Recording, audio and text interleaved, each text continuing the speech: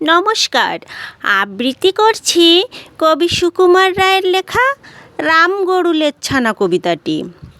রাম গরুলের ছানা, হাসতে তাদের মানা, হাসির কথা শুনলে বলে হাসবো না না না না।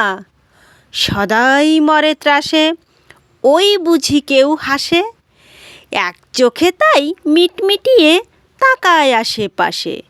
ঘুম নাহি তার চোখে, আপনি বকে বকে, আপনারে কয় হাসিস যদি, মারব কিন্তু তোকে। যায় না বনের কাছে কিংবা গাছে গাছে, দক্ষিণ হাওয়ায় সুরসুরিতে হাসিয়ে ফেলে পাছে। স্বস্তি নেই মনে, মেঘের কোণে কোণে, হাসির বাষ্প উঠছে ফেঁপে, কান পেতে তাই শোনে। ঝোপের ধারে ধারে রাতের অন্ধকারে, জোনাক জলে আলোর তালে হাসির ঠারে ঠারে। হাসতে হাসতে যারা হচ্ছে কেবল সারা, রাম গরুলের লাগছে ব্যথা, বুঝছে নাকি তারা।